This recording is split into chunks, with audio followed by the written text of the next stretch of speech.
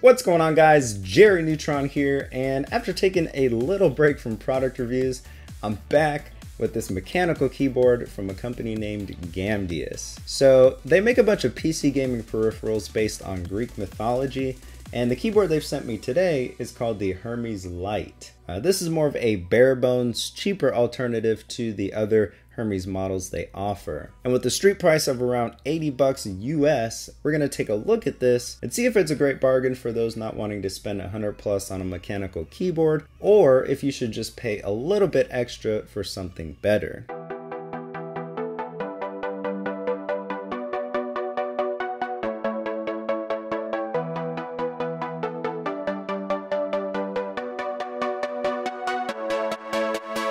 Construction-wise, you get an all-plastic casing, which seems pretty solid for what it is. You'll also notice a few mythological design cues, but it's not overdone, which I enjoy. I'm not really a fan of aggressive styling when it comes to keyboards. Simpler is better. Functionality-wise, this keyboard comes with quite a few useful things. There are media controls across the F keys, 6 profile hotkeys across numbers 1 through 6, which allows you to switch between different configurations. You get 2 macro keys on the spacebar and letter B, as well as a Windows lock key so you don't accidentally jump back to your desktop during the middle of a game. You can even get brightness adjustment keys over on the numpad. On another note, they do provide a keycap puller with the keyboard, so let's take one off and see what's underneath. Now, as you can see, each key has a red backlight, which has a 3-level adjustment, along with being able to enable a breathing mode or disable the backlighting altogether. I do like the intensity of the backlighting. It's nice and bright, which is a change from most RGB keyboards, which have plenty of color options, but they're really just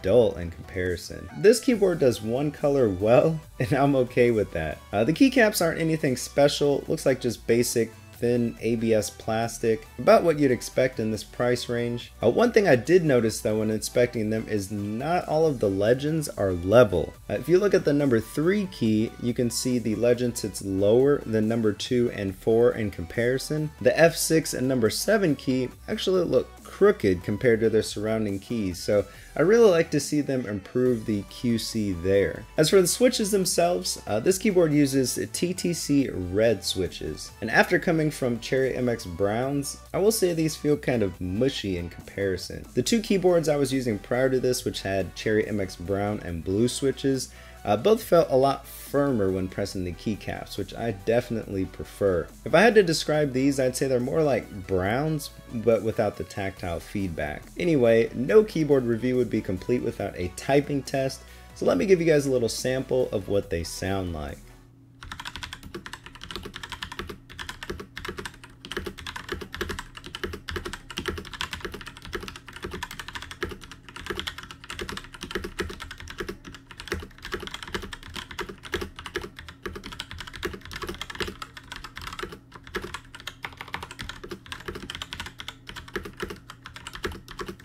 Well, let me know what you guys think about the sound down in the comments below. And the last thing I want to talk about is the included Hera software. So aside from the keyboard shortcuts, here is where you can make several changes to the keyboard functionality. So you can assign existing macros to your macro keys, you can reassign any of the keys on the keyboard to other functions, which I don't think I'd ever use, but options are good. You can switch between 6 profiles, allowing you to have several keyboard configurations if you want. You can swap the function and Windows keys. You can change between 21 key and 6 key rollover. By the way, if any of you have trouble getting into your BIOS and things like that with this keyboard, I'd recommend switching back to the 6 key rollover and trying again. Aside from that, there's macro management, where you'll go to set up your macros, keyboard luminance, which is where you'll control your backlighting. Again, you can adjust the brightness levels, disable the backlighting altogether, or enable a breathing mode. You can assign sounds and a timer. Not quite sure how I'd use this, but maybe if you need a reminder of how to do something during a game, I guess is when that'd come into play. All in all, seems like pretty solid software. I just wish it came with an installer instead of a zip file. It does appear that it works with several peripherals though, so that's nice that you can manage all of your GAMDIAS products with just one piece of software. But that's about it for the Hermes Lite. It's a solid keyboard for the price, great backlighting, good build quality for its price point, and easy to understand software. I'd just like to see them improve on the quality control a little bit, get those legends level and straight, and offer several switch types because people have preferences, and like me, they may not be a fan of these TTC reds. So let me know what you guys think. Is this a keyboard you'd go for, or do you prefer the more expensive models? Be sure to subscribe for more content like this, and until next time, see ya.